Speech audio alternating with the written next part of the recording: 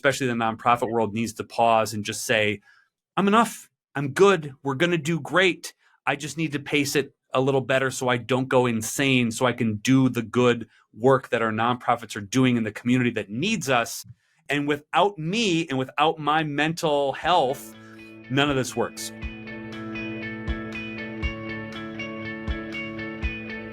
Welcome, everyone. I am so excited to be here today with my new friend, Patrick Kirby. Patrick, welcome to What the Fundraising. Thank you so much for having me. By the way, listen, as a fellow podcaster, I don't get jealous a lot, except for the fact of the matter that you have the title What the Fundraising has irked me personally. Yeah, I love you. It has irked me since I saw it in its inception, because I'm like, how did I not come up with that? I'm so jealous. God bless you. I'm so excited to be here, by the way. So excited. The best welcome ever. Thank you. Thank you. It gives me some good giggles.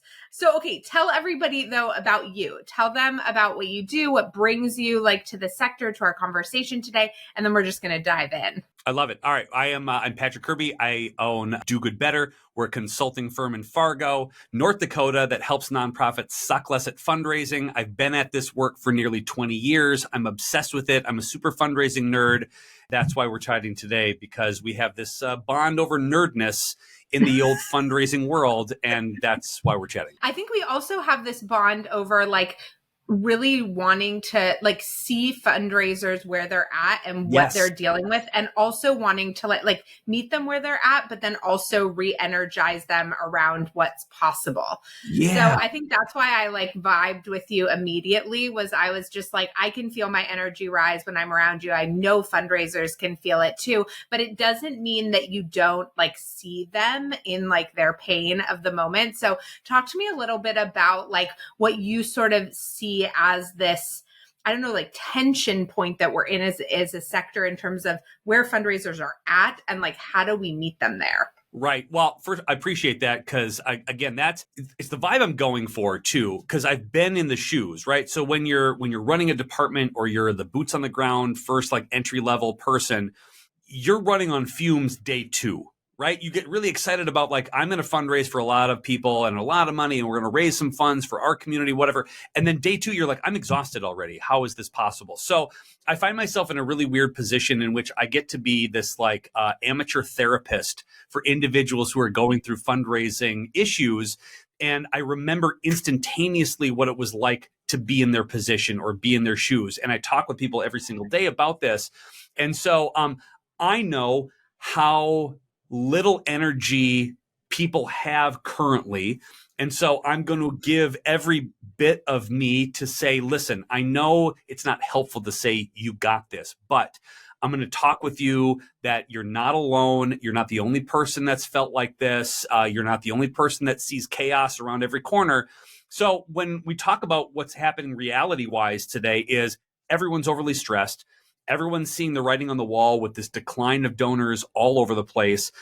People are second guessing what they're doing. I'm here to say you're doing fine. You're doing probably better than a lot of individuals. Just take a deep breath. It's going to be okay. Let's get you back on track. Let's get you to believe in yourself and just tell your story and get out there and just believe that you're making a difference. And that's going to be the game changer, I think, for a lot of organizations. Yeah, there's this whole piece around we're just so hard on ourselves, and we have this myth that we can tough love ourselves into better fundraising, and it just turns it into total paralysis. It does. And so I can imagine when people start hear that from you at the beginning, and this happens in my work too, right? It's yes, there's all the strategy stuff, but first, if we can really change how you feel about yourself as a fundraiser, you're going to instantaneously fundraise differently. Right. So what are some things that you do in your work with fundraisers that help them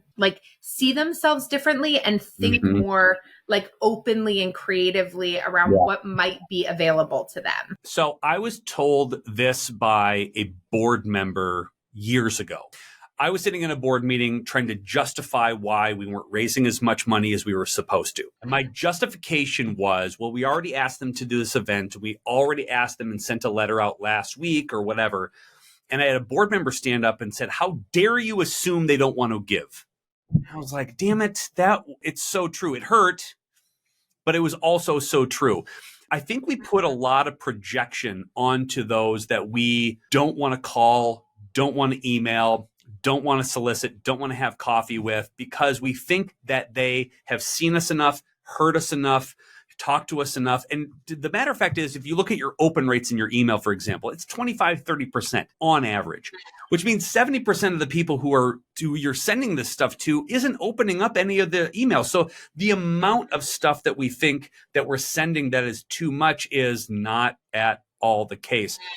So understanding that people want to hear from you, they want to hear impact, they want to know that their dollars are going to something that's making their community better. They want to know these things. And if you suggest or you internalize that, like, no, I've really talked to them too much, unless they say explicitly, I don't want to talk to you as much, or I don't want to hear from you as much, keep chatting with them. And to know that is going to revolutionize your brain, because you're like, oh, I'm not annoying them. They'll tell me when that's the case, or they'll unsubscribe. And if they unsubscribe, by the way, it doesn't matter, because they don't want to know about you anyway. And that's fine. You didn't lose anything.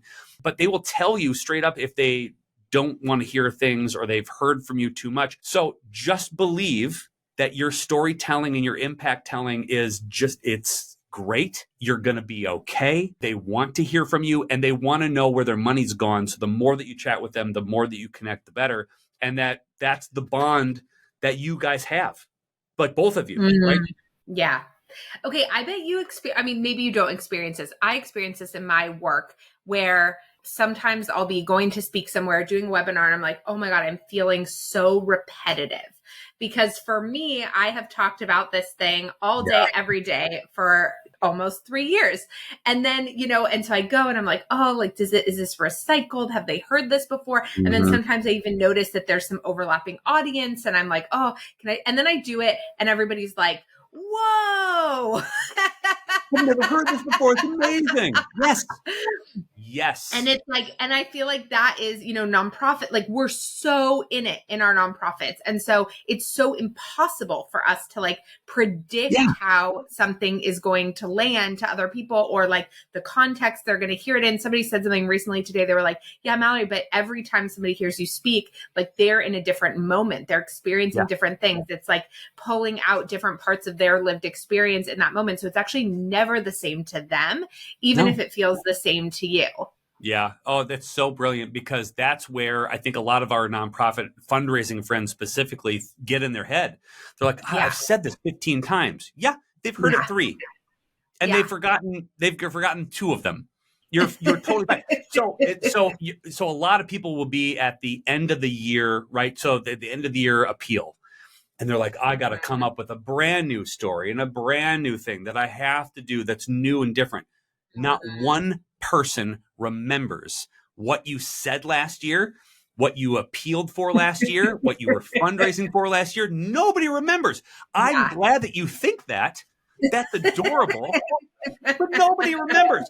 And to just repeat it. And so people are trying so hard to come up with something new and different and interesting and whatever, where consistency is absolutely the key to fundraising success, because you hear this in marketing all the time. How many times you have to hear a message or a sales pitch to buy a Pepsi product or a Coke product or whatever? It's 7, 8, 9, 12 times now. And everybody has the attention span of gnats nowadays. Everyone. So nobody's paying attention to you as much as you'd think they are. And that repetitive nature sounds boring to you. But I think I've probably stolen this from 12 people, is the minute you are bored with your message, everyone is just beginning to hear it. That's it. The minute you're bored, double down on it, because now people are beginning to hear it and they're like resonating and they're connecting the dots. So you have to keep going on that whole topic, and people will love you for it. Okay. I love that. I'm wondering if we can venture into some territory I've yet to go with somebody on this show, but something I talk about and think about a lot, which is the stigma around fundraising and how we can feel pride in being fundraisers. So, because I feel like you are someone that experienced it, that at least in my eyes, I'm like, he's proud of being a fundraiser. And there were so many years where I never even considered myself a fundraiser, where I was like, no, I'm this. And like fundraising is a part of my role. And I would have all these really uncomfortable experiences with family members, or like I remember being at my daughter's daycare orientation and the grandfather being, everybody going around and saying what they did and me saying what I did. And the grandfather of one of the babies being like, don't ask me for money. And I was like, what? And like, there's just like, there's just so much stigma, I think, that we deal with as fundraisers, or we're constantly, even inside our own organizations, like, ooh, I could never do that. Or like, how do you ask people for money? How do we like find our pride in the work that we do in the midst of so many messages like that? So by the way, this is a great question, and it's a great topic that nobody's talking about. So human beings want to do good. We are bred and we are genetically predisposed to feeling great when we give. It's that innate feeling that synapses go in your brain and they're like, oh my God, I feel so good helping others. Okay. That's a natural part of this whole human experience. We're denying people that when we prevent them from having the ability to give. So when we don't call them, when we don't visit with them, when we don't make an ask, we're preventing them from feeling great about giving back. So one of the great things that I've experienced in my life is having a conversation. I know that people listening will have this experience, but they're not tying it back to being proud of what they're doing, which is asking somebody for a gift. And they come back and they think about it with their significant other or their partner or their spouse or their family. And they then present you with a check. And I don't care if it's for $200 or $200,000. They present you with the check. The pride that they feel when they present you with that is extraordinary to watch. And more likely than not, they will say, thank you for giving us the opportunity to participate and give back to our community. You're allowing them to feel great. And so you as a fundraiser, your whole purpose is not to raise money and make your budget. That's not what this is for.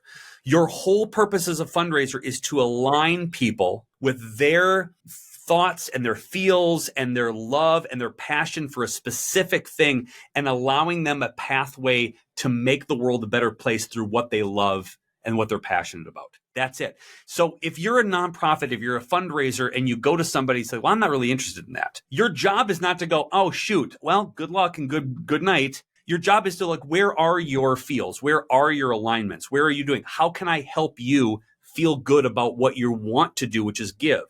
And the best gift that you can do is to that donor or to that person to say, hey, listen, why don't you try this organization? Or why don't you try doing this? Your responsibility is, yes, you're to your organization, but your responsibility is to making sure that that donor feels amazing. That's your job. You're a facilitator and a shepherd of good vibes, and that happens to be cash. Great. That's what your job is as a fundraiser. So to the ones who say, oh, I couldn't do that. Yeah, you probably couldn't, because you don't understand that you are in the business of making others feel great about their actions when it comes to giving time, talent, or treasure. Period. I love that. I also love the piece around the fact is like we're stewarding each other's donors. And so how we treat people and how we, facilitate relationships between like it all impacts all of us. And, when people have a negative experience or they feel that impacts all of us too. Sure does. And so being like shepherds of the entire sector, like I think about that a lot. All the time. And I think that's our responsibility. And that's why podcasts like this matter, is because you get to see behind the curtain on like what people are thinking and what they're doing, and that your responsibility is larger than your own little piece of the puzzle. You are a part of a brotherhood and a sisterhood in the fundraising world that have meaning well beyond whatever your position is or whatever your programs and services are. You're making individuals understand that philanthropy makes your community better, regardless of that's yours or not. So when you give a speech, when you talk to a Rotary Club or a Lions Club, you're talking about philanthropy in general. Yeah, you want their cash, but you're talking about giving because it makes our communities better. That's your role. as a fundraiser. And that is a big task to hold onto your shoulders, but it is the most rewarding and addicting thing of all time. So kudos to everybody who's in the realm, because it's not that you get praise for this, right? You get praise for making the budget or building the building. What you don't get praise for is those individual moments in which you finally have that a light bulb moment where that person goes, God, I feel really good about what I just did. Thank you for letting me do that. Okay, I'm freaking out a little bit because I'm so happy that we're talking about this, because I feel like you are highlighting this other super tender thing in our sector that I'm trying to like excavate or trying to get to the bottom of in some way, which is that all of the good things about fundraising are these incredibly human, vulnerable, connected moments, right? They're these moments where we are like our full human selves. But then we are sort of told to oscillate quickly back into don't take it personally if they say no, or don't get hurt when they ghost you, or don't have this emotional connection when it's negative, right? It's like lay your emotions on the line, bleed out for this organization, take a low pay, right? All of these pieces, but then turn off and turn it into a task list the moment that it hurts you. And so there's this like piece I've been really trying to figure out around like, how do we let fundraisers be their whole human selves in all of it? Which is not to say that when a donor says no, it is personal, but letting them like acknowledge that it feels personal because it felt personal when it was good, and we tell them to own that, but then we try to take it away when it's bad. No, I love that. By the way, nobody's talking about this. Nobody. because it feels bad that we have to feel bad, right? That's not a thing that we need to do. We shouldn't feel bad. We shouldn't feel bad about not getting that or doing this. Yeah, we should. We put our heart and our soul into that proposal, and we did our research, and we built a relationship, and then they gave to someone else. You can take it personally. It's fine. Here's the thing. And again, in the industry, there are like giants here in North Dakota. One of the big like sort of names here is my best friend, Rebecca Undum. And she says, this is the thing that I take away a lot, is giving is personal. All of it. The whole thing is personal. A no is personal. A yes is personal. A hemming and hawing that I didn't sell him properly is personal. This is why us in the industry feel overwhelmed and we are stressed, and because we do take it personally, we don't talk about it. We don't have a mentor, or we don't have partners who are like-minded or who are in the industry, and we don't talk about it, right? So you know this better than anybody else, right? So we'll be in a circle of friends. We experienced this in Nashville together, right? We're sitting in the circle of friends. There are a handful of people who had wins and some losses. And nobody's talking about their losses because everybody's trying to like just be like, I'm okay, I'm cool, it's going to be fine or whatever. You know, when you go into a room that there are going to be a lot of people who have not done the things that they think they're going to do. And we put on this face and we put on this mask of like everything is okay. And there is not a lot of individuals who you have as personal mentors or confidants to say, everything is not feeling great today. I don't know where to go to, and I don't know who to talk with this about, right?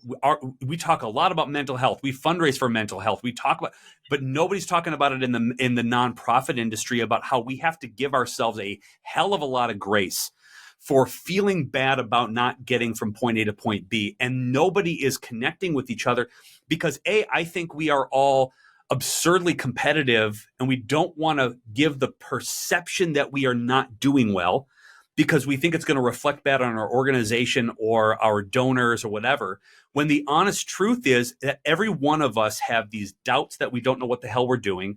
We have doubts that we don't even know where our money's going to go from a programmatic standpoint because we can't explain where the board puts the budget. We feel bad that we didn't go and call that extra donor. We feel bad we didn't work late. We feel bad we got to go home with our kids. We feel bad we're not working late enough. We feel bad about all of these things, and it drains us. And then that becomes a burden for everybody else who has to deal with our crankiness because we're not exploring the space and we're not addressing any of these things. So you're 100% right. Just the actual admittance that everything isn't sunshine, rainbows, puppy dogs, and ice cream is okay. And we need to talk about it and find other colleagues in our space to just talk about this in a very safe environment, because we're all experiencing it, but nobody's talking about it at all. Yeah, I remember sitting in a staff meeting once, the first time I really realized like I needed to talk about my feelings because I was going to explode. And I remember talking about this donor that I had a really great meeting with, who had made a verbal pledge for 25,000 and then ghosted me. And I was like 18 emails and, in or whatever, to trying to figure out what was going on. And I was so scared. I was so hurt. And I remember sitting in the meeting and said, yeah, honestly, the whole situation just really hurts my feelings. And everybody just froze. And I was like, yeah, I mean, I'm not 5, but like my feelings can still get hurt. Like things can hurt, and that's okay. And like, but it was like the shock reverberation through the room that like I would admit to be affected by it. And that somehow, I don't know, like in the end, what it ended up doing was opening up conversation for everybody to get to share how they felt about a lot of different things. But at first there was like this moment of like, can she say that? I love the fact that we can be or have this conversation to know that the person who's not talking about how bad some of this stuff feels is the one that's hiding the most and who's not being honest with themselves too. And it's okay. And nobody's going to judge you for it.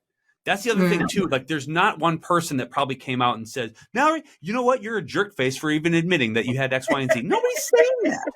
Yeah. And especially now we're in a different realm where fundraising is so integrated into culture, and we are the purveyors of stories of organizations that the government can't and won't do and fix. We are the gap fillers for all of this stuff. So we can admit some of these things and no one's going to bat an eye because they're experiencing, whether than the private sector, public sector, stay-at-home parents, whatever that is, they're all experience this weird moment in time now that we're all sort of like getting for the first time. Like I can explore any of these feelings and nobody's going to make fun of me for it. And the people who do make fun of you for it are like the ones who are weirdos and the ones who prior to this would be like, what's wrong with you? So like we can do this. But the nonprofit industry is the last bastion, I think, of an industry that is not open and honest about how tough it is and how it's okay to ask for help. And you think that the board is going to think less of you if you needed help and you're taking on the jobs of 3 human beings and you think they're going to get mad at you. They aren't. They want to help, but you're not expressing how they can actually help you in the first place. And that is going to be, I think, the new exploration that I think we need to do a lot of. And I think this is a really interesting conversation to sort of spark that in circles. So kudos for even bringing it up. I think it's amazing. Yeah. And I hope we can figure out ways to navigate moving through this. I think one of the reasons why it's so hard for nonprofit leaders to come forward and admit things and say things is because there is this real paternalistic attitude in this sector. Yeah. And so it's like, okay, well, I don't want to tell my board because then what if they take it away from me or they think I'm not doing, like, there's so much energy around like nonprofit leaders not knowing what they're doing, whether it's coming from funders telling them how to do things or their board telling them how to do things. And so I hope that we can figure out ways to navigate this where like, this isn't about like, I didn't feel less confident in my ability when I like me saying this situation did not go the way I wanted it to. And I feel really hurt by it. And I want to acknowledge that and name it and move forward was not like, I don't know what I'm doing. And so like, I feel like we have to figure out a way to like hold both of those things in balance where we give fundraisers the space to be like, yeah, like we do have the weight of us like so much. And then to also not be able to talk about what's hard. I just did a podcast interview recently on the role of isolation in mental health and like the isolation that fundraisers feel inside their organizations and then inside society in their role as fundraisers. on top of the weight that they feel around being responsible for the fulfillment of their missions, it's too much. It would crush anyone. And yet we are expected to just be even keel, be super happy all the time, constant, energetic, enthusiastic human being, which we are by nature. But when there are moments there that we don't feel up to the task, it's okay to say, like, you know what? I'm not feeling it today. I'm not going to go out to a million coffees. I'm going to do my due diligence. I'm going to go and I'm going to post my socials. I'm just going to sit behind my computer and get crap done because I don't feel like peopling today, and it's totally fine. And to have people admit that people, and you and I are this, like, personality wise, of like, we thrive off other people. But I know, I'm going to assume, I'm not going to know. I'm going to assume you need a break at some point and just not deal with human beings, because it's our only way to recharge our batteries. And I think a lot of people who are in the fundraising industry think that they have to be on all the time. And this is just something that I've recently sort of dealt with in the sense of like, wait, I don't have to be on all the time. I don't have to put on a show and be like the jazz hands guy. That's hard to do. We could spend an entire podcast series on the fact that 90% of this industry is female too, and the different expectations that you have in comparison to the male versions of fundraisers. That is a whole thing. I'm not going to talk about it because I'm in that privileged part where I've seen you saying it. Yeah. Well, I recognize it. I can say and do things that you can't. Mm-hmm. It's true. And it's horrible to say, but I get to be in the good old boys club and you get to be, not. And that is still a thing, especially in flyover country, Mallory. It is a absolute epidemic still. And so that adds on, you were listing off the number of stressors. Add being a mom, add being sort of the breadwinner of the household as a mom, add that on top of your list too. There are stressors upon stressors upon stressors. And if we don't talk about it, this whole industry is going to implode from the inside because people will walk away from the industry. You're seeing this all the time too, where people are walking away from the nonprofit world. They're going to corporate because they've got better everything. And we need our enthusiastic champions. And the way that you do that is to express yourself in a way that it's healthy. And you got to connect with people who are like-minded like you to talk about these things. You have to.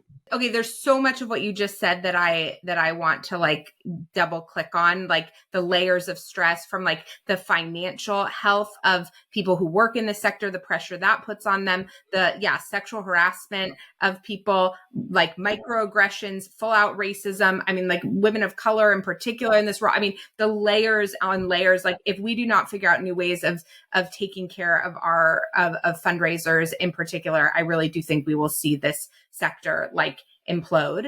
And yes. I think there's this other piece that you said that I've never thought about before, and you were sort of alluding to it, which is like there's a difference between extroversion and being able to deal with dysregulating interactions with humans on a regular basis.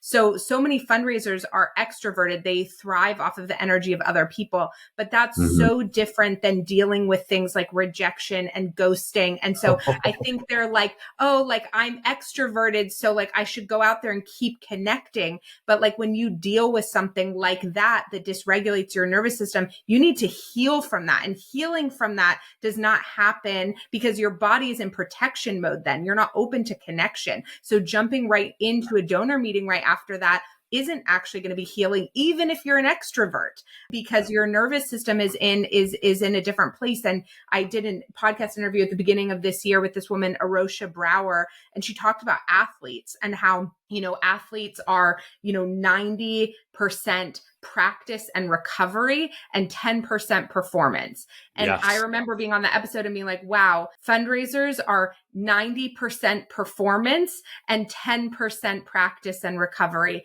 And like, what is that doing to us? No wonder we're burning out. Yeah. Oh, God, that is such a good analogy to this entire system. And it's because we're expected to. Mm-hmm. You'll get a lot of these lines, and I know that everybody is like, well, we hired you to do this. Whoa. You hired me to do a job that was a function of the things that you listed. You didn't hire me to be the personality that's going to overcome every gong show that you're producing for us. We're not responsible for that. And yet we are in a position, because we're in the nonprofit world, that we shoulder it ourselves. We do all the time. So a lot of non-profiteers that will be listening to this are going to be, first of all, I feel bad about the amount of like nodding and head creaking that they're going to be doing, because this is going to be one of those episodes you're like, if I headbang at a concert all night because I'm just nodding in agreement, because that's where the state is. So if there's any practical advice that I can give to anyone who is in the fundraising realm, who's thinking about this and really sort of taking this in and just sitting with it. And I would honestly, there were so many good nuggets that you were saying that I'd listened to this twice, seriously, because there's a lot to just absorb and then just sit with it. And then it's almost like, how can you approach your leadership team to say, listen, I don't need 15 new people, but I need some assistance, either opening doors and being responsible for your board of directors, or I need some space to sort of breathe in between the 15 events that I do. I need some energy from the leadership squad that's not like cascading down, where's the money all the time. I need at least something that's going to tell me that I am a good human first, that the budget comes second, that we're building relationships and that takes a hell of a long time, and give me the grace and the timeline to do it, instead of this peer pressure that says you've got 6 months after hire to reach $100,000, in which we raised 12 last year. BS that we are expected to do. And I hope that you are inspired to just pause and have that critical conversation, because it's going to save you it's a hell of a lot of heartbreak and way less stress on yourself if you just breathe and know that everybody else in the world is thinking the same thing, regardless of industry. But especially the nonprofit world needs to pause and just say, I'm enough. I'm good. We're going to do great. I just need to pace it a little better so I don't go insane, so I can do the good work that our nonprofits are doing in the community that needs us. And without me and without my mental health, none of this works. So you're doing okay. The moral of the story is you're doing okay. You're doing better than okay. You're doing okay. Yeah. Okay, let's end there. Tell folks where they can find you, how they can connect with you, how they can listen to more of you, all the things. I love it. You can find me at dogoodbetterconsulting.com. You can find my podcast at the official Do Good Better podcast.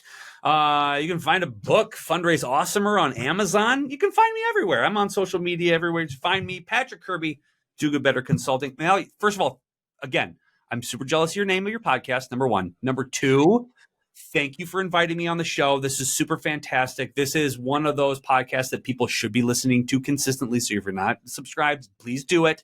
And then just thanks for being an awesome human who's talking about things that not a lot of people are doing. This is the type of conversation that's going to help our industry exponentially down the line. So you're the best. I hope so. Thank you for joining me. Thanks for sharing all your wisdom and just going there with me. I knew we could do it, and I'm proud of us for doing it. So I love it.